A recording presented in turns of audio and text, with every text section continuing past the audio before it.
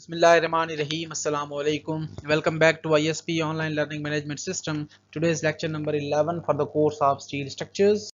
This course is generally for BS Civil Engineering Technology. I myself, Engineer Dr. Muhammad Aslam, Assistant Professor, Department of Civil Engineering, Institute of Southern Punjab, Multan. Today's lecture number 11 and week number 11. So in our today's lecture we are going to discuss about the connections कि जब हम steel structures बनाते हैं या steel की कोई भी construction करते हैं उसमें हमारा सबसे ज़्यादा जो सेंसिटिव जोन होता है या क्रिटिकल जोन होता है वो हमारे कनेक्शंस होता है। तो while analyzing or designing of the structures with the respect to the structural steel components, हम कनेक्शंस को किस तरह से ट्रीट करते हैं, उनकी क्या एडवांटेजेस हैं, क्या खासियतें हैं, उसको आज हम डिस्कस करते हैं। These are your reference text books. In books के अलावा related to the design of steel structures आपके पास कोई और बुक अवेलेबल है तो उसको भी आप यूज कर सकते हैं। Summary of the previous lectures. इस कोर्स में सबसे पहले हमने बेसिक से स्टार्ट किया कि what is steel basically, steel की कंपोजिशन क्या है, स्टील की ट्रीटमेंट मेकिंग प्रोसेसेस क्या हैं। उसके बाद स्टील के जो मेजर टाइप्स हैं हम किस तरह से बनाते हैं, कौन कौन से सेक्शनल टाइप्स हम इंडस्ट्री के अंदर यूज करते हैं। अगर हम 2-4 कंपोनेंट्स को मिक्स करके अगर हम बिल्टअप सेक्शंस बनाते हैं तो उसकी क्या एडवांटेजेस और खासियतें हैं उनको भी हमने डिस्कस किया। Then we also discuss about the modern steels in terms of thin walled members, उनको भी हमने डिस्कस किया। बेसिक कंपोजिशंस क्या होती हैं उनकी बेसिक मैकेनिक्स क्या होती है ओवरऑल स्टील की, वो भी हमने डिस्कस की है।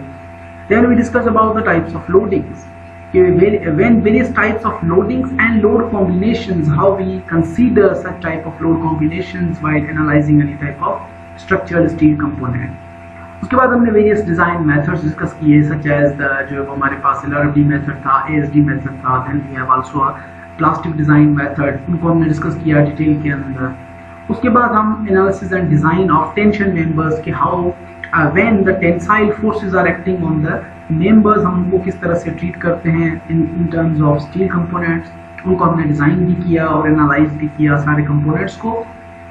Then we started our topic और our study on the compression members कि compression members या tension members जो है वो आपके beams हो गए और compression members के अंदर आपके जो है वो columns हो गए। कि जब हम compression members की बात करते हैं when axial compressive forces are acting on the members, how we analyze such members और उनको हम डिज़ाइन किस तरह से करते हैं in terms of steel, उनको हमने डिटेल में डिस्कस भी किया और सारे जो पर्सपेक्टिव्स थे उनको हमने एनालाइज भी किया और डिज़ाइन भी किया। So in our today's lecture we are going to start our new topic which is related to the connections कि जब आपके compression members, tension members एक major structural component के अंदर आप जब cumulatively यूज करते हैं तो उस वक्त जो है वो आपका critical sections जो डेवलप होते हैं that sections basically are connections। और कनेक्शंस को हम किस तरह से ट्रीट करते हैं, उनके अंदर बेसिक कौन से टाइप्स होते हैं वो हमने डिस्कस करने आज। उसके बाद applications of these types of connections के बोल्टेड हैं या वेल्डेड हैं या रिवेटेड कनेक्शंस हैं, वो किस तरह से हम उनको रियल इंडस्ट्री के अंदर अप्लाई करते हैं। उसके बाद हम एक पर्सपेक्टिव लेंगे वेल्डिंग का कि वेल्डिंग जो है वो बहुत ज़्यादा यूज होती है for the purpose of connections, उसके टाइप्स क्या होती हैं, उसके एडवांटेजेस क्या हैं, advantages in terms of bolted and riveted connections, welding की क्या इंपॉर्टेंस है या उसकी जो है वो खासियतें क्या होती हैं।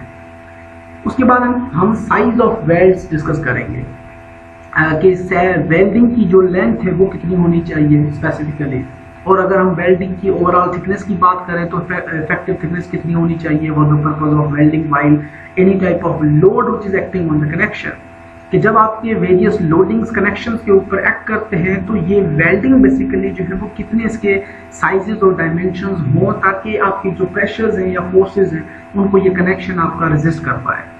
And then in detail we will discuss about the design procedure for welded truss connections कि अगर हम welded truss connections by using a welding technique अगर हम अप्लाई करते हैं तो हमारा डिजाइन प्रोसीजर किस तरह से फॉलो अप होता है।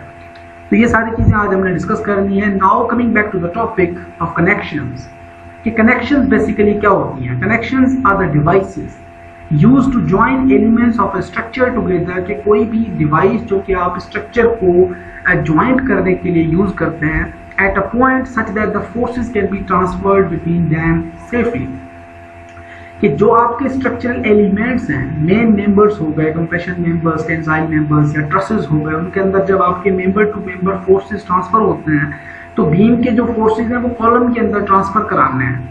अगर आपका वहां पे एक प्रॉपर कनेक्शन प्रोवाइड नहीं किया गया दोनों मेंबर्स के दरमियान, तो फोर्सेज जो है वो एक ही मेंबर के अंदर रह जाएंगे, दूसरे मेंबर के अंदर सेफली ट्रांसफर नहीं होंगे, जिसकी वजह से हमारा जो स्ट्रक्चर है as a composite structure behave नहीं करेगा और हमारा स्ट्रक्चर फेल हो जाएगा। So connection is normally considered as a very critical section that then the design of members because of failure of connection usually means the collapse of the structure। कि अगर आपका एक प्रॉपर जो है वो आपने अटेंशन के साथ कनेक्शंस को डिजाइन नहीं किया, तो उस केस के अंदर तो हमारे कनेक्शन के सिर्फ फेल होने की वजह से पूरा स्ट्रक्चर भी कोलैप्स कर सकता है, या स्ट्रक्चर का मोर देन हाफ रीजन जो है वो कोलैप्स कर सकता है। तो इस वजह से कनेक्शंस जो हैं वो एक क्रिटिकल रोल प्ले करते हैं any type of construction industry या स्टील कंस्ट्रक्शन इंडस्ट्री के अंदर। In general relatively more factor of safety is provided, कि जब हम कनेक्शंस की बात करते हैं या एनालाइज करते हैं या डिजाइन करते हैं, उस वक्त हमें नॉर्मल मेंबर्स से ज्यादा हम फैक्टर ऑफ सेफ्टी को कंसीडर करते हैं, क्योंकि कनेक्शंस जो है वो हमारे क्रिटिकल सेक्शंस या क्रिटिकल मेंबर्स होते हैं। The rigid connection should provide sufficient strength and ductility. जिस तरह से हमने रीइंफोर्स कंक्रीट के अंदर बात करते हैं, कोई भी स्ट्रक्चर के कंपोनेंट हो उसके अंदर हम बात करते हैं कि ductility should be present there, कि brittleness nature of the material जो है वो एक क्विक सडन एक एब्रप्ट फेल्योर जो है वो अपीयर कराती है ब्रिटलनेस।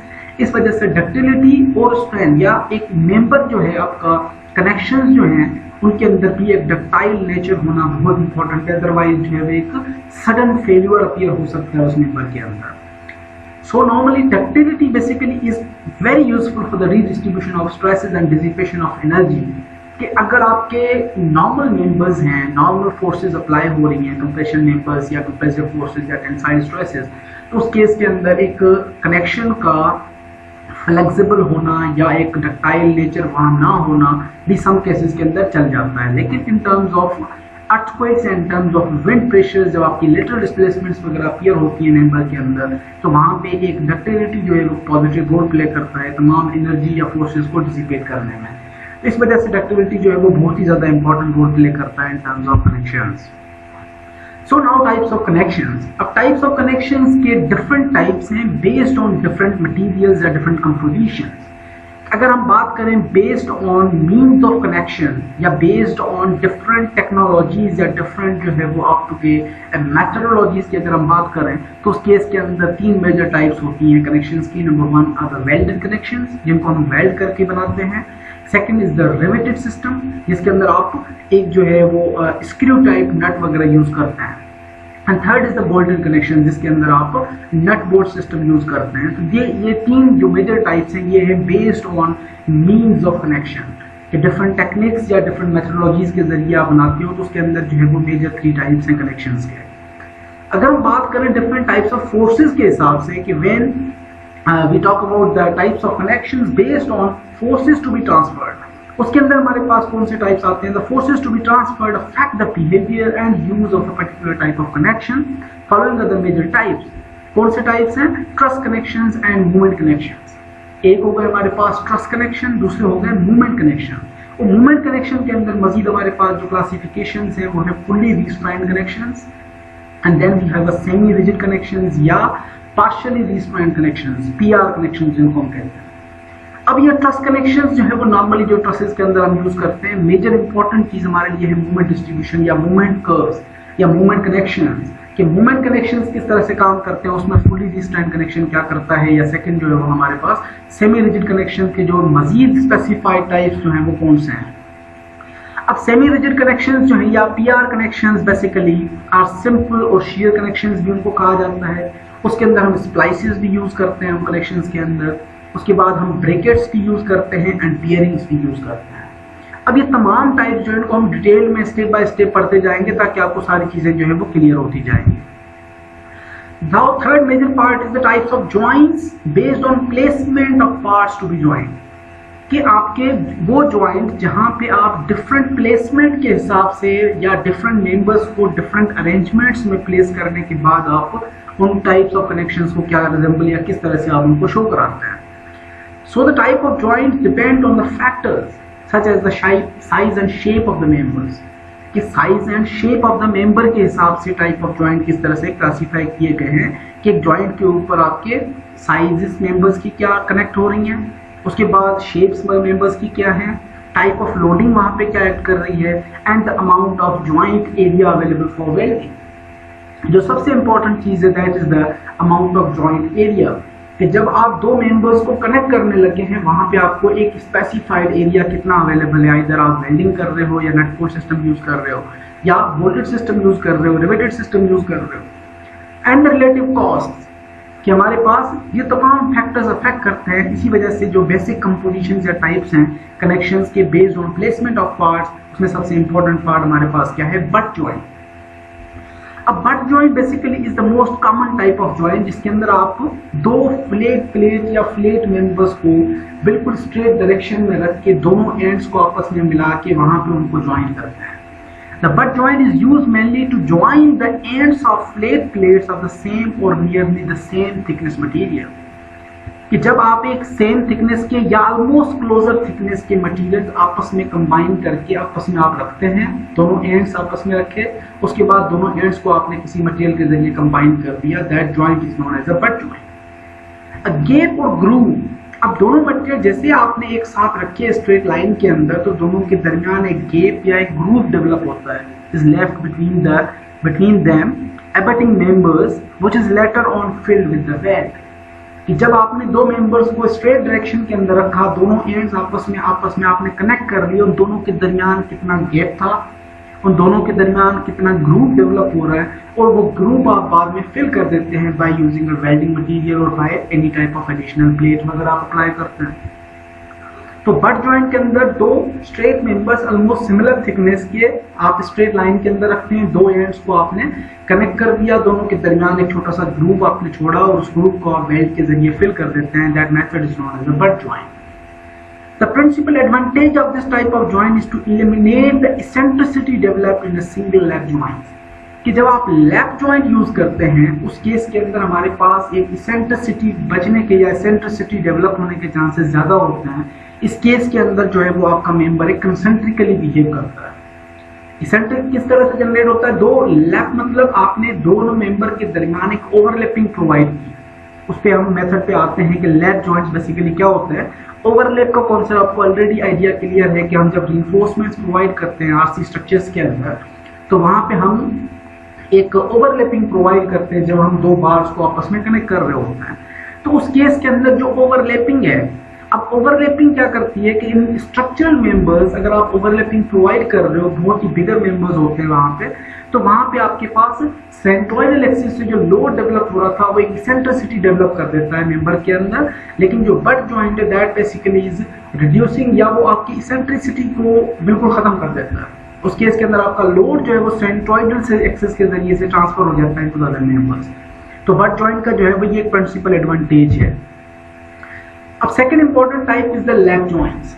अब लैप जॉइंट्स के अंदर हम क्या करते हैं, जिस तरह से मैंने बताया कि हम रिइंफोर्समेंट्स के अंदर ओवरलैप प्रोवाइड करते हैं, एग्जैक्टली इसी तरह से the members are either overlapped with each other और with some connecting plates like gusset plate और स्प्लाइस प्लेट etc, कि दो मेंबर्स को आप ओवरलैपिंग प्रोवाइड कराते हैं और उस ओवरलैपिंग में आप मेंबर्स को ओवरलैप कर सकते हैं, या आप ओवरलैपिंग के शेप में गजेट प्लेट या स्प्लाइस प्लेट यूज करके आप उन दोनों मेंबर्स को कनेक्ट करते हैं। That joint basically is known as a lap joint, जो कि कनेक्शन का हिस्सा है, सेकंड कनेक्शन का पार्ट है। अब इसेंट्रिसिटी इस केस के अंदर डेवलप होती है, the eccentricity of load and the movement may also be produce in these joints, because कि जब आप एक कॉलम की बात कर रहे हो फॉर एग्जांपल, तो उस कॉलम के अंदर आपका एक जॉइंट डेवलप हुआ या एक आपने सेंट्रल रीजन के अंदर कहीं पे जो है वो आपने कनेक्शन प्रोवाइड करना था या टॉप ऑफ द कॉलम के ऊपर कनेक्शन प्रोवाइड करना था, तो उस केस के अंदर आपने जब ओवरलैपिंग प्रोवाइड की तो स्लैब का जो लोड था वो लैप पोर्शन या जो प्लेट एडिशनल थी उसके ऊपर लोड ट्रांसफर हुआ और वो एक सर्टेन डिस्टेंस के जरिए से आपके लोड जो कॉलम के अंदर ट्रांसफर कर रहा है, तो इसेंट्रिसिटी वहां पे डेवलप हुई। जब इसेंट्रिसिटी डेवलप हुई तो लोड इनटू इसेंट्रिक डिस्टेंस हमारे पास एक मूवमेंट डेवलप होती है, जो कि हम ऑलरेडी डिस्कस कर रहे हैं अपने दूसरे कोर्सेज के अंदर भी। तो इस केस के अंदर आपके पास इसेंट्रिसिटी एंड द मूवमेंट के चांसेस जो है वो बहुत ज्यादा होते हैं। Now in welded lap joints, welded lap joints के अंदर the amount minimum amount of lapping is the 5 times the thickness of the thinner part, कि जब आप दो प्लेट्स को, दो मेंबर्स को आप आपस में लैप जॉइंट के जरिए वेल्डिंग करके आपने एक जॉइंट डेवलप करना है। उस केस के अंदर आपकी जो मिनिमम जो है वो आपकी वेल्डिंग या मिनिमम जो थिकनेस है, मिनिमम अमाउंट ऑफ लैपिंग जो है वो आपकी 5 times of the thinner part या थिनर मेंबर होनी चाहिए। अब दो एलिमेंट है, अगर आपकी दोनों मेंबर्स की थिकनेस एक ही है तो कोई भी एक थिकनेस आप चूज करके उसका 5 टाइम्स आप निकाल लेते हैं, that will be the overlapping distance. अगर आपका एक मेंबर जो है वो 10 मिलीमीटर का है, दूसरा मेंबर जो है वो 15 मिलीमीटर का है, तो उस केस के अंदर आप जो 10 मिलीमीटर वाला है उसका 5 टाइम्स लेके आपने ओवरलैपिंग प्रोवाइड करनी है। But this hole distance but will not be less than 25 millimetre. कि अगर आपका डिस्टेंस जो है वो दोनों का 5 टाइम्स ऑफ द थिकनेस जो है वो या 5 टाइम्स जो है वो आपके थिनर मेंबर की जो लैपिंग डिस्टेंस है वो 24 आ रहा है, तो आपने कम से कम जो है वो 25 मिलीमीटर प्रोवाइड करनी है। अब इसकी फिगर जो है वो नेक्स्ट स्लाइड के ऊपर गिवन है, उसको हम देखते हैं। अब ये हमारे दोनों मेंबर्स हैं जिसके अंदर हम बट जॉइंट प्रोवाइड कर रहे हैं। फॉर एग्जांपल जो एक स्ट्रेट मेंबर था, दूसरा इसी के डायरेक्शन के अंदर हमने दूसरा स्ट्रेट मेंबर रखा और दोनों के दरमियान जो ग्रूव था उस ग्रूव को हमने फिल कर दिया विद वेल्ड मटेरियल। दोनों को हमने जब वेल्ड कर दिया तो ये आपस में एक जो है वो इनका कनेक्शन डेवलप हो गया। इसी तरह से जब हम लैप जॉइंट प्रोवाइड करते हैं या butt joint with nut bolt system, bolted system sorry, तो बोल्टेड सिस्टम के अंदर दो हमारे मेंबर थे एग्जैक्टली ये आगे, और यहाँ पे हमने जो है वो दोनों के दरमियान एक ग्रूव डेवलप किया थोड़ा सा। उसके बाद जो है वो हमने additional gusset plates, splice plates provide कर दी और जिसके जरिए हमने जो है वो बाद में नट बोल्ट या बोल्टेड सिस्टम जो है वो प्रोवाइड कर दिया। अब एग्जैक्टली इसी तरह से दो मेंबर्स हैं, दोनों के दरमियान हमने लैपिंग जॉइंट प्रोवाइड किया, लैप या ओवरलैप जॉइंट प्रोवाइड किया। तो ओवरलैपिंग के अंदर हमारा ये ओवरलैपिंग डिस्टेंस कितना होना चाहिए, ये 5 टाइम्स ऑफ द लोअर या 5 times of the least thickness. जो दोनों प्लेट्स हैं उनमें से जो कम थिकनेस वाली प्लेट है उसका हम 5 टाइम्स जो है वो डिस्टेंस मेजर करके हम उतना लैपिंग डिस्टेंस प्रोवाइड करते हैं। और यहाँ पे हमने दो जो है वो वेल्डिंग जॉइंट प्रोवाइड कर दिए, तो ये हमारा एक वेल्डेड लैप जॉइंट डेवलप हो गया। इसी तरह से हमारे पास जो है वो ये बोल्टेड जो है वो लैप जॉइंट डेवलप हो गया। तो ये lap joints and but joints जो है वो दोनों मेजर टाइप्स के कनेक्शंस के वो डिस्कस होता है। Now what are the advantages of lap joints. अगर हम लैप जॉइंट प्रोवाइड करते हैं तो लैप जॉइंट की हमारे पास जो एडवांटेजेस हैं वो क्या है। नंबर 1, उसके जो चंद ड्रॉबैक्स थे या उसके जो एक मेजर प्रिंसिपल ड्रॉबैक था वो क्या था कि लैप जॉइंट के अंदर हमारे पास इसेंट्रिसिटी डेवलप होने के चांसेस हैं और मूवमेंट्स ज़्यादा डेवलप होती हैं। लेकिन इसके जो एडवांटेजेस हैं वो भी हमारे पास ज़्यादा है कि number 1 is the plate of different thickness can easily be joint such that as in the case of truss connection, कि वहाँ पे हमारे पास जो बट जॉइंट था वो ऑलमोस्ट काम कर रहा था सिमिलर थिकनेस या close to the similar thickness के लिए। लेकिन लैप जॉइंट जो है वो आपके डिफरेंट थिकनेसेस वगैरह के लिए भी आप इजीली इसको यूज कर सकते हैं in the cases of trusses वगैरह। उसके बाद ये ईज ऑफ फिलिंग है। फिलिंग किस तरह से कि pieces being joint do not require the preciseness in the fabrication as do the other types of joints. Pieces can be slightly shifted to accommodate the minor errors in fabrication to make the adjustments। कि जिस तरह से हमने देखा कि जो हमारे पास दोनों मेंबर जब हम ओवरलैप कर रहे थे तो दोनों कॉर्नर्स के पास हमने जस्ट फिलिंग प्रोवाइड की थी या वेल्डिंग जॉइंट डेवलप किया था, तो इस वजह से जो है वो हमारे पास ईजियर एक फिलिंग मेथड है या ईजी जो है वो फिलिंग हम आसानी से हो जाती है हमारी, जिस वजह से ये जॉइंट जो है वो डेवलप हो जाता है। थर्ड, ईज ऑफ ज्वाइनिंग, ये आसानी से आप इसमें इसको जो है वो ज्वाइन कर सकते हैं इस कनेक्शन को। The edges of the pieces being joined do not need special preparation, कि कोई भी स्पेशल प्रिपरेशन की जरूरत नहीं है, जस्ट जो है वो आप यूजुअली sheared और प्लेन कट जो है वो करके आप डायरेक्टली जो है वो इसको मेथड को इजीली आप कनेक्ट कर सकते हैं। तो ये हमारे पास जो है वो एडवांटेजेस थी फॉर द लैप जॉइंट्स। अब यहाँ पे हमारे पास लैप जॉइंट्स के अंदर ये फॉर एग्जांपल आपके दो डिफरेंट डायरेक्शंस या डिफरेंट डायमेंशंस के दो मेंबर थे, एक आपका ये मेंबर है थिकर मेंबर है, दूसरा आपका थिनर मेंबर है। तो यहाँ पे आपने जो है वो एक लैपिंग डेवलप की है, आपकी जो थिकर डायमेंशन नजर आ रही है this is the welding basically. तो यहाँ पे आपने वेल्ड कर दिया इनको एग्जैक्टली इसी तरह से दो मेंबर्स को आपने यहाँ पे कनेक्ट कर दिया, this will be consider as a lapped plate और ये आपका एक लैप जॉइंट डेवलप हो गया। इसी तरह से आप जब एक ट्रस कनेक्शंस के अंदर बात करते हैं तो ट्रस कनेक्शन के अंदर आपके डिफरेंट मेंबर्स आ रहे होते हैं और डिफरेंट मेंबर्स को आप इजीली अपने मेन मेंबर के साथ जो है वो with the help of this plate, additional plate, ये जो आपको एडिशनल प्लेट नजर आ रही है, इस प्लेट को आप यूज करके इनको इजीली आप जो है वो कनेक्ट कर सकते हैं। उसके बाद हमारे पास आ जाता है टी जॉइंट। अब T joint is like a T shape, जिस तरह से आप इस पिक्चर के अंदर देख सकते हैं कि ये एक टी शेप जॉइंट है। In a T joint, one member meets the other member at the right angles। कि सिंपल हमने एक मेंबर हमारा स्ट्रेट जा रहा है, दूसरा उसी के ऊपर राइट एंगल के अंदर आपने प्लेस किया और दोनों को आपने वेज या नट बोल्ट सिस्टम से टाइप कर लिया, this joint will be considered as a T joint. इसी तरह से आपका कॉर्नर जॉइंट है, typical example of corner joint can be seen here in the picture कि आपका ये मेंबर जो है वो स्ट्रेट था, इसके ऊपर एग्जैक्टली आपने कॉर्नर के ऊपर जब दोनों मेंबर्स को आपस में कनेक्ट कर लिया तो this joint will be considered as a corner joint. उसके बाद हमारे पास सम अदर टाइप्स इंपॉर्टेंट जो है वो उसके अंदर एज जॉइंट दिया जाता है कि दो मेंबर्स जो है वो अगर वो पैरेलली मूव कर रहे हैं, parallel to each other move कर रहे हैं from one side to the other, तो एक दूसरी साइड जो है वो आप उसको आपस में कनेक्ट कर देते हैं तो उसके जरिए से जो है वो आपका एक एज जॉइंट डेवलप हो जाता है, जैसे आप इस पिक्चर के अंदर देख सकते हैं। In edge joints the parts to be joint come parallel to each other from one side and are joint at their edge के ऊपर आप जो है वो इनको ज्वाइंट कर देते हैं, so this method will be considered as an edge joint. उसके बाद हमारे पास आता है ट्रस कनेक्शंस। अब कनेक्शंस के अंदर हमने डिस्कस किया था स्टार्ट में कि इंपॉर्टेंट टाइप्स हमारे जो है वो तीन थे, वेल्डेड जॉइंट हो गया, रिवेटेड सिस्टम कनेक्शंस हो गए, उसके बाद थर्ड जो है वो हमारा बोल्ट कनेक्शंस थे। उसके बाद मजीद हमने जॉइंट्स के डिफरेंट टाइप्स डिस्कस किए कि जो कनेक्शंस के अंदर हम इंपॉर्टेंटली यूज करते हैं। अब आते हैं ट्रस कनेक्शंस के अंदर। So in truss connections, only axial forces are to be transferred amongst the members. अब ट्रस कनेक्शंस के अंदर हमारे सिर्फ एक्सियल फोर्सेस जो है वो आपके ट्रांसफर होते हैं, आप मूवमेंट ट्रांसफर नहीं कर सकते उन मेंबर्स के अंदर। मूवमेंट जो है वो ट्रांसफर अगर होती है तो this truss connections basically are known as the simple connections, और सिंपल और फ्लेक्सिबल कनेक्शंस इनको भी कहा जाता है। अब सिंपल कनेक्शंस नॉर्मली हम वहां पे प्रोवाइड करते हैं जहां पे हमारे जो है वो सिर्फ एक्सियल फोर्सेस डेवलप हो रहे हैं इन terms of compressive, in terms of tensile. अगर हमारे पास मूवमेंट या शियर फोर्सेस डेवलप होते हैं उस केस के अंदर हम जो है वो ट्रस कनेक्शंस का जो है वो हमने रिजिड कनेक्शन प्रोवाइड करनी है, हमने ट्रस कनेक्शन प्रोवाइड नहीं करना है। So truss connections basically are only the connections which are facing only axial forces are to be transfers among the members. These are used in trusses and are the simplest type of connections which may be either welded or bolted.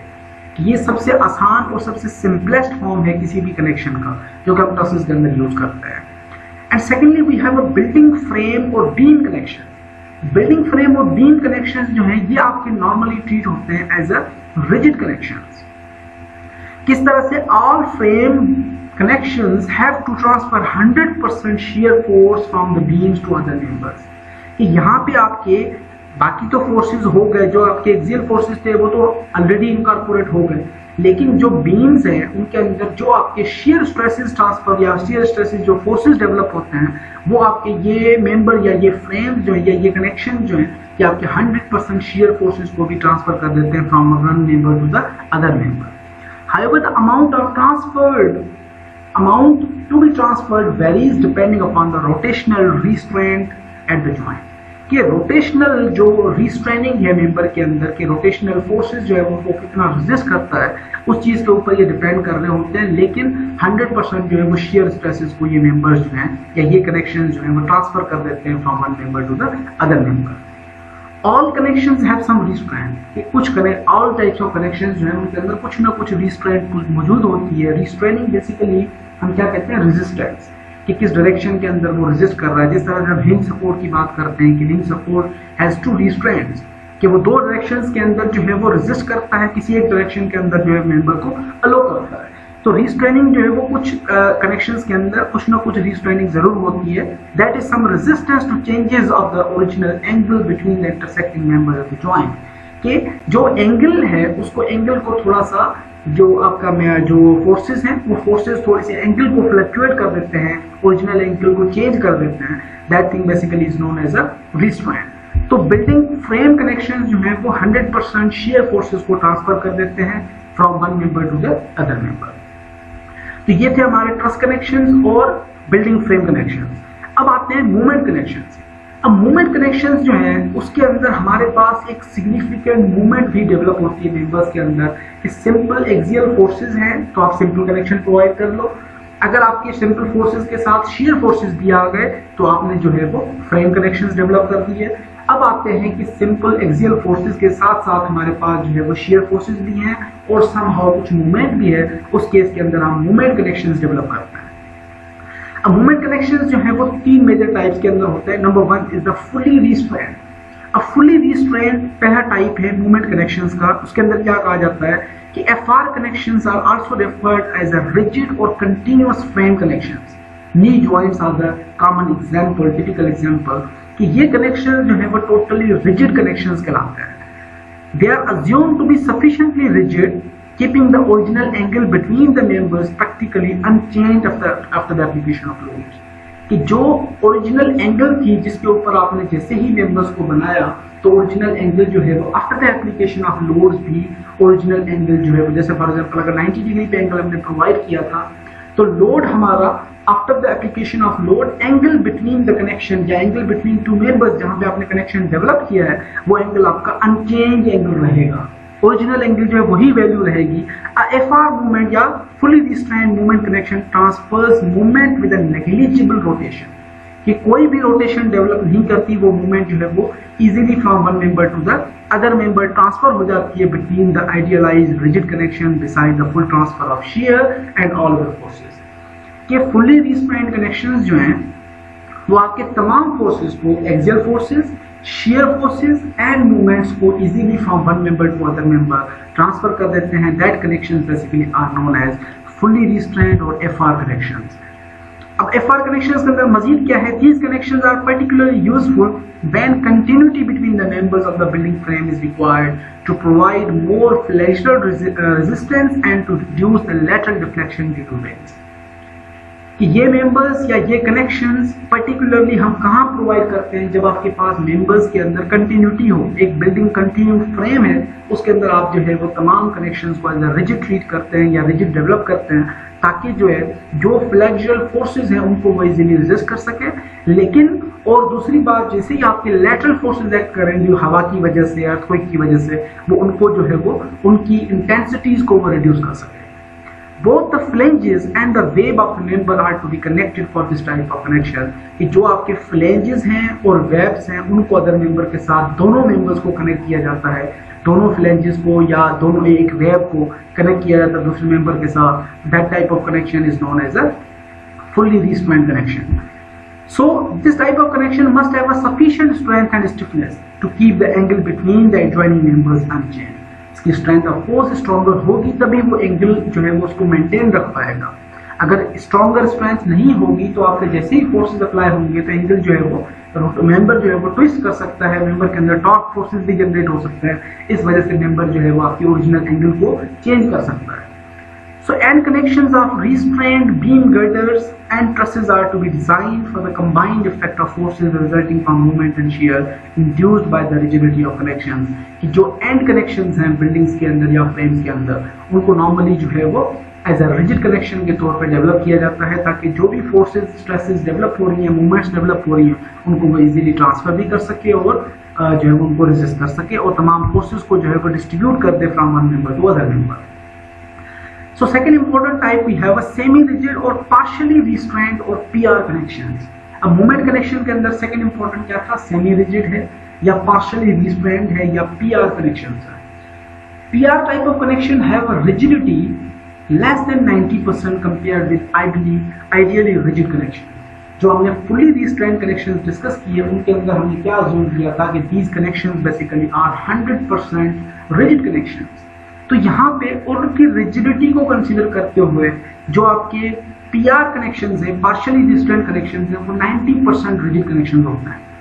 Although the relative rotation between the joining members is not freely allowed, कि rotation को तो हम freely allow नहीं कर रहे, लेकिन जो original angles हैं between the members may change within certain limits। कि थोड़ा सा जो एंगल है वो आपका वेरी कर सकता है, चेंज हो सकता है, लेकिन टोटली जो है विद इन सर्टेन लिमिट। जैसे फोर्सेस अप्लाई हुए थोड़ा सा एंगल ट्विस्ट हुआ, चेंज हुआ, फोर्सेस थोड़े से ट्रांसफर हो गए, रिलीज हो गए from one member to other member, जैसे ही डिस्पर्स हो गए मेंबर वापस अपने ओरिजिनल पोजीशन में आ गया। तो इस केस के लिए जो है वो आपको 90% तक जो है वो ये मेंबर्स के अंदर एक सर्टेन पॉसिबल रेंज के अंदर एंगल को फ्लक्चुएट कर सकते हैं और 90% तक जो है इनके अंदर रिजिडिटी अवेलेबल होती है। They transfer some percentage of movement less than 90% and full shear between the members। कि ये movement जो है वो अराउंड 90% तक इजीली डिस्पर्स कर देते हैं, ट्रांसफर कर देते हैं, लेकिन जो शेयर है या all type of other forces है उनको 100% ट्रांसफर कर देता है। PR connection should have sufficient strength and stiffness and deformation capacity at the strength limit states.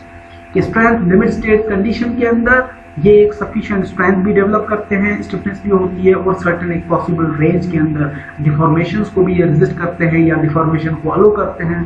वो deformation generate हुई, member के forces transfer हो गए, उसके बाद भी वापस member जो है वो अपनी original position में आ जाता है. तो PR connections have very important value in the real industry. कि PR कनेक्शन या पार्शियली रिस्ट्रेंट कनेक्शंस जो हैं उसके अंदर थोड़ी सी जब डिफॉर्मेशंस आ गई, रिजिड कनेक्शन के अंदर क्या था कि स्टिफनेस एंड रिजिडिटी थी, लेकिन यहाँ पे स्टिफनेस, स्ट्रेंथ एंड रिजिडिटी के साथ हमारे पास जो थर्ड इंपॉर्टेंट पैरामीटर आ गया that is the ductile nature, कि समहाउ कुछ डिफॉर्मेशन है यहाँ पे. So the semi-rigid connections normally provide rigidity in between full restraint and simple connections. कि जो सिंपल कनेक्शंस थे उनके अंदर क्या था कि सिंपल कनेक्शंस और नॉर्मल कनेक्शंस उनके अंदर जो है वो सिर्फ एक्सियल फोर्सेस ट्रांसफर हो रहे हैं, कोई शियर या मूवमेंट ट्रांसफर नहीं हो रही. लेकिन जो हमारे रिजिड कनेक्शंस थे, फुली रिस्ट्रेंट कनेक्शंस थे, उनके अंदर 100% तमाम चीजें जो है वो पास हो रही थी, तमाम फोर्सेस को हमने ट्रांसफर कर दिया from one member to the other member. तो सेमी रिजिड कनेक्शंस को हम कंसीडर करते हैं it's between simple connections and fully restraint connections, जिनके अंदर जो रिजिडिटी है वो approximately 20 to 90% of the movement जो है वो ट्रांसफर कर सकता है ये member compare to the fully rigid connection जो कि हम का डिस्कस कर रहे हैं. ये आपके 20% से लेके 90% तक मूवमेंट्स को डिस्पर्स कर सकता है या डिस्ट्रीब्यूट कर सकता है from one member to the other member. End movements में आल्सो भी develop in the beams and the maximum beam movement में भी सिग्निफिकेंटली रिड्यूस, कि एंड मूवमेंट्स भी डेवलप कर सकते हैं आप इस केस के अंदर. एंड के ऊपर जो कनेक्शंस हैं उनको भी आप पार्शियली रिस्ट्रेंट कर सकते हैं ताकि जो मूवमेंट्स है वहां से भी डिस्ट्रीब्यूट हो जाए अदर मेंबर के अंदर, और जो आपके मेंबर्स हैं वो फुली रिस्ट्रेंट ना रहे, वहां पे थोड़ी बहुत डिफॉर्मेशन जो है वो एंड के ऊपर भी डेवलप हो जाए ताकि जो तमाम केसेस है उनको हम फॉलो अप कर सकें या फॉलो अप कर सकें. क्योंकि तमाम केसेस कहने का मकसद कि हमारे पास जो ये आइडिया नहीं है कि किसी वक्त जो है वो अर्थक्वेक भी अपीयर हो सकता है, विंड्स के जो प्रेशर्स एंड लेटरल फोर्सेस है वो भी अपीयर हो सकते हैं. तो उस केस के अंदर तमाम फोर्सेस के अंदर एक सर्टेन लेवल के अंदर या सर्टेन लिमिट के अंदर एक डिफॉर्मेशन का होना बहुत ही एक इंपॉर्टेंट रोल प्ले करता है. तो उस डिफॉर्मेशन को हमने अलो करना है मेंबर्स के अंदर. अगर एक मेंबर स्ट्रिक्टली तमाम फोर्सेस को वो हैंडल कर रहा है तो अगर वो फोर्स की इंटेंसिटी जो है या फोर्स की जो लिमिटेशन है वो बढ़ जाती है तो उस केस के अंदर वो सडन फेल्यूर डेवलप करता है. सो LRFD क्या कहता है सेमी रिजिड कनेक्शंस के हवाले से? LRFD specification states that a connection can only be considered as a semi rigid. कि आप रियल इंडस्ट्री के अंदर ओनली जो एक ही कनेक्शन प्रोवाइड करो, ना सिंपल हो ना फुली रिस्ट्रेंट हो, यू हैव टू प्रीफर और you have to go for the semi rigid connections because if proper evidence is presented to prove that it is capable of providing a certain end restraint, कि ये ends के ऊपर एक certain level के अंदर एक deformation को allow करता है members के अंदर. These are the commonly used types of connections in practice, कि ये commonly हम इंडस्ट्री के अंदर यूज करते हैं in practice real life applications because their performances is exceptionally well under cyclic loadings and under earthquake loading. कि जब आपके पास एक रिपीटेड लोड एक्ट कर रहा होता है या जब आपके पास अर्थक्वेक की बात आती है या विंड्स की बात आती है, उस केस के अंदर इस टाइप का जो PR कनेक्शंस हैं बेसिकली या सेमी रिजिड कनेक्शंस हैं वो बहुत ही बेहतर परफॉर्म करते हैं बनस्पत आपके सिंपल कनेक्शंस या फुली रिस्ट्रेंट कनेक्शन के हिसाब से. So now we have a fourth major criteria is the simple, shear or flexible connections. अब फुली रिस्ट्रेंट हो गया, उसके बाद हमारा सेमी रिस्ट्रेंट हो गया या पार्शियली रिस्ट्रेंट हो गया, उसके बाद थर्ड हमारे पास इंपॉर्टेंट क्राइटेरिया आ जाता है एज अ सिंपल, shear और flexible connections. Simple connections are simple connections which can resist जो है वो तकरीबन 20% तक वो रिजिडिटी अलो करता है. जैसे हमने कहा कि फुल जो रिस्ट्रेंट मेंबर्स थे उनके अंदर 100% रिजिडिटी मेंबर थे जो वो 100% तमाम मूवमेंट्स को ट्रांसफर कर रहे थे. जो सेमी रिजिड थे वो 20 से लेके 90 के दरमियान वेरी कर रहा था, कि आपकी जो मूवमेंट्स हैं या स्ट्रेसेस हैं वो आपकी 20% से लेके 90% के दरमियान आपके मेंबर्स टू मेंबर ट्रांसफर हो रही है. तो सिंपल कनेक्शंस के अंदर जो है वो हमारे shear कनेक्शंस हैं जो कि रिजिडिटी जो है वो अराउंड 20% तक होती है. These types of connections of beams, girders and trusses can be designed as a flexible. कि beams, girders और trusses के अंदर आप जो connections provide करते हैं उनको आप as a flexible या as a simple या as a shear connections जो है वो डिजाइन कर सकते हैं. They are considerably flexible and the beams become simply supported due to the possibility of large available rotation. क्योंकि simply supported members हैं तो वहाँ पे rotation या जो deformations हैं centroidal deformation की या end के ऊपर rotation की बहुत ज़्यादा chances होते हैं. Movement may not be transferred in larger magnitudes. कि high amount के अंदर movement जो है वो यहाँ पे simple connections में से transfer नहीं होती with the requirement that the shear force is fully transferred. कि shear force एक्सियल फोर्सेस आपके ट्रांसफर हो जाते हैं आपके सिंपल कनेक्शंस में से, लेकिन जो आपकी मूवमेंट्स हैं वो लार्जर मैग्नीट्यूड्स के अंदर एक मेंबर से दूसरे मेंबर में ट्रांसफर नहीं होती. In these connections primarily the web is to be connected because most of the shear stresses are concentrated in it. कि आपके जो सिंपल कनेक्शंस हैं, सिंपल कनेक्शंस के अंदर जब हम दो मेंबर्स के आपस में जॉइंट डेवलप करते हैं, फुली रिस्ट्रेन्ड मेंबर के अंदर क्या कहता था कि flanges and web are connected with the other flanges and web जो अदर मेंबर है जिसके साथ आप जॉइंट डेवलप कर रहे हो. लेकिन सिंपल कनेक्शंस के अंदर ओनली वेब जो रीजन है उसको अगर आप वेल्ड कर देते हो दूसरे मेंबर के साथ या नट बोल्ट सिस्टम से कनेक्ट कर देते हो तो आपका that connection will be considered as a flexible connection. So connections of beams, girders and trusses are usually designed as flexible joint, जैसा हमने डिस्कस किया, to resist only the reaction shears, क्योंकि वहाँ पे जो आपके मेजरली जो shear forces या stresses डेवलप हो रही हैं वो आपके simply supported members के अंदर या जो beams, girders के अंदर जो डेवलप होती हैं, इस वजह से हम इनको एज अ फ्लेक्सिबल डिजाइन करते हैं. Flexible beam connections must accommodate end rotations of unrestrained beam. कि ये एंड रोटेशंस जो डेवलप होती हैं, एंड के ऊपर जो ट्विस्टिंग डेवलप हो रही है उनको भी ये रेजिस्ट करने की सलाहियत रखता है.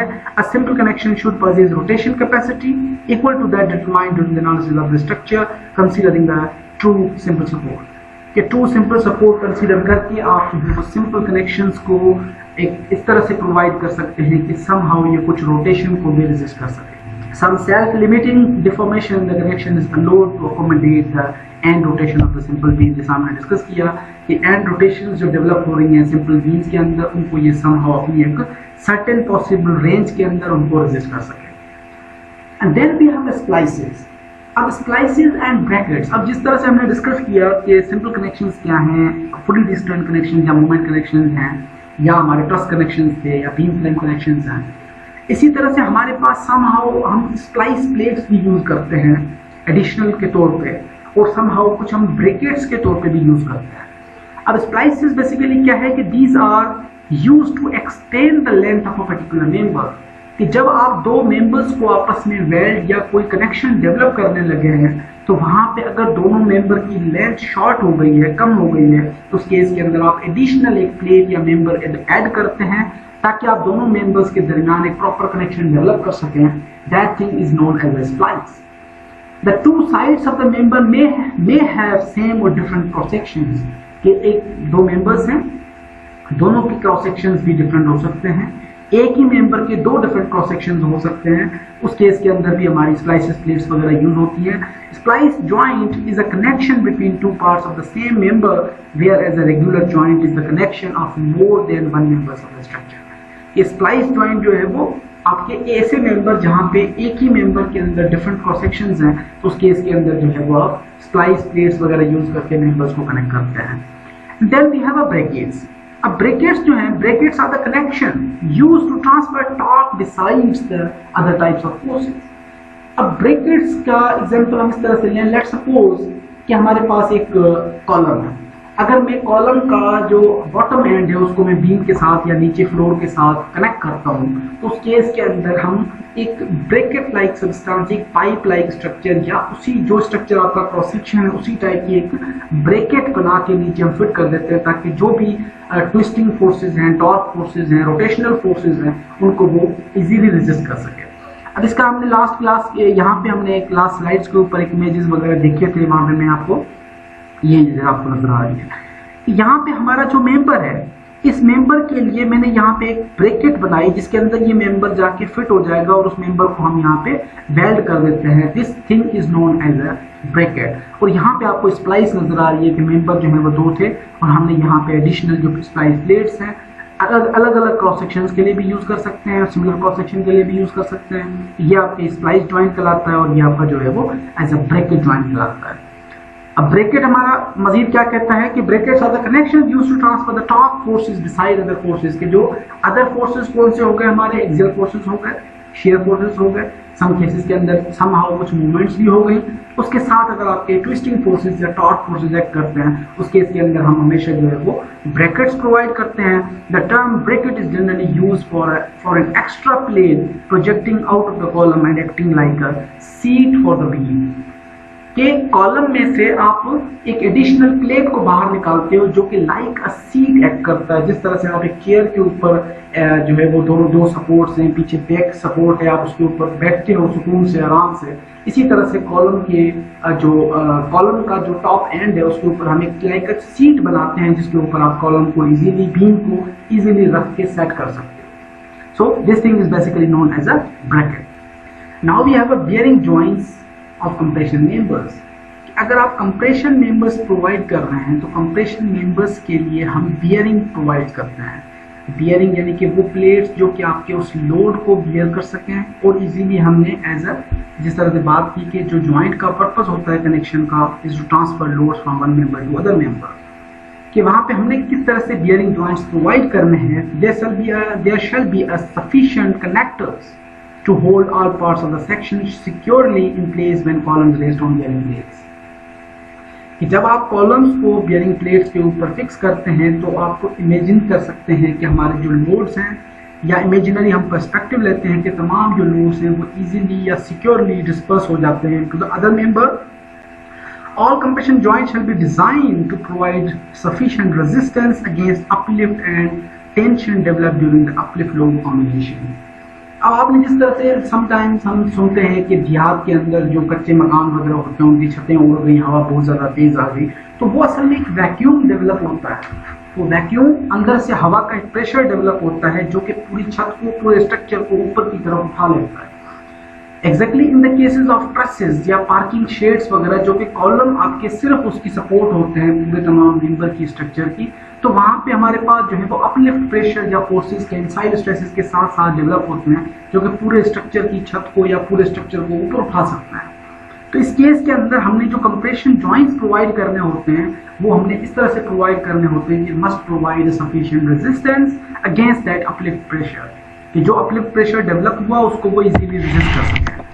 The required strength of the connectors must be smaller of the following, कि हम जो कनेक्टर्स यूज करते हैं उस केस के अंदर या कंप्रेशन मेंबर्स के लिए या tensile stresses with uplift pressure के लिए, तो उसके अंदर जो हमारी रिक्वायर्ड स्ट्रेंथ है वो इन दोनों क्राइटेरियाज में से जो लोअर वैल्यू उसको हम चूज करते हैं। Number 1 is the 50% of the total strength, जो रिक्वायर्ड स्ट्रेंथ है, अल्टीमेट लोड है, रिक्वायर्ड स्ट्रेंथ है, रिक्वायर्ड लोड है, उसका 50% हम कंसीडर करते हैं। And second is the movement and sharing resulting from the transverse load, कि जो आपके लोड से उनकी वजह से मूवमेंट्स और शेयर जो डेवलप हो रहे हैं उसकी वजह से हम इक्वल एक लोड का फैक्टर कंसीडर करते हैं जिसमें हम 0.02 into the required strength consider करते हैं, assuming that the member to be as an end pin support, कि जो पिंड है मेंबर आपकी पिन सपोर्ट के जरिए से कनेक्टेड है, उसके अंदर मूवमेंट और शेयरिंग जो शेयर का जो इफेक्ट है उसको हमने कंसीडर किया, और हमारा जो सेकंड इक्वेशन डेवलप हुई वो 0.02 into PR is the basically the required strength, जिसको हम कंसीडर करते हैं। दोनों में से जो वैल्यू हमारे पास लोअर आती है उस वैल्यू को हम कंसीडर करते हैं। So now what are the applications of bolted and welded connections, कि जो बोल्टेड हैं या वेल्डेड कनेक्शंस हैं उनको हम कहाँ पे किस तरह से हम यूज कर सकते हैं, उनकी एप्लीकेशंस क्या हैं। Pretension bolts and welds must always be used for the following criterias. Pretension bolts कहने का मकसद कि यहाँ पे प्री टेंशनिंग वो प्री स्ट्रेसिंग वाला नहीं है, लेकिन जब हम नट बोल्ट सिस्टम को टाइट करते हैं तो नट के अंदर जब आपने बोल्ट को टाइट किया तो एक टेंशनिंग जनरेट होती है समहाउ कुछ मेंबर के अंदर, इस वजह से हम इनको प्री टेंशन बोल्ट्स या pretension nut bolt system भी कहते हैं। तो कहाँ पे यूज कर सकते हैं? Column splices in all structures over 38 metre in height, कि जब आपके पास कॉलम्स के अंदर या ओवरऑल स्ट्रक्चर की हाइट 38 मीटर से ज्यादा हो जाती है उस केस के अंदर आप कॉलम्स को स्प्लाइसेस के जरिए से जो है वो आइदर बोल्ट सिस्टम और आइदर वेल्डेड कनेक्शन के जरिए आपने कनेक्ट करना ही करना है। Connections of all beams and columns with each other or amongst themselves on which the bracing of the structure is dependent in structures over 38 metre, कि जब आपकी स्ट्रक्चर की ओवरऑल हाइट जो है वो 38 मीटर से ज़्यादा है तो तमाम जो कॉलम्स हैं या बीम्स हैं इन दोनों का आपस में जो कनेक्शन डेवलप हो रहा है वहाँ पे हमने एडिशनल जो है वो ब्रेसिंग्स वगैरह प्रोवाइड करनी है और कनेक्शंस को जो है वो स्ट्रॉन्गर डेवलप करना है by voltage and welded connections. Third point is for roof truss splices. जब हम रूफ ट्रसेस के अंदर रूफ्स की बात करते हैं उनके अंदर हम स्प्लाइसेस वगैरह प्रोवाइड करते हैं। Connections of trusses to columns, column splices, column bracings, knee braces and crane supports for structures carrying over 5 tons capacity. कि अगर आपके जो कनेक्शंस हैं रूफ ट्रस की बात करते हैं, ट्रसेस को कॉलम के साथ कनेक्ट करना है, कॉलम स्प्लाइसेस हैं, कॉलम ब्रेसिंग्स हैं, नी ब्रेसेस हैं, उसके बाद अगर आपकी कोई ऐसा स्ट्रक्चर है जिसके ऊपर आपने क्रेन को खड़ा करना है या क्रेन जो है वो लोड कैरिंग कैपेसिटी 5 टन से अगर ऊपर लेती है तो आपके जो कनेक्शंस हैं आपने बोल्टेड एंड वेल्डेड कनेक्शंस जो है वो यूज करने हैं। Connection for support for the machinery and other live load that produce impact और सिवरल और रिवर्सल ऑफ लोड। अगर आपके पास क्रेन या हैवी मशीनरी यूज है, other types of live loadings हैं, उसके बाद जो है वो आपके पास समहाउ इम्पैक्ट लोडिंग जनरेट हो रही है मेंबर्स के अंदर या रिवर्सल स्ट्रेसेस जनरेट हो रही हैं, क्या इधर जो है वो मेंबर के अंदर कंप्रेसिव स्ट्रेसेस भी और टेंसाइल स्ट्रेसेस दोनों एट अ टाइम जनरेट हो सकती हैं पॉसिबली, तो उस केस के लिए जो है वो हम पॉसिबली कनेक्शंस जो है वो बोल्टेड एंड वेल्डेड टाइप के यूज करते हैं।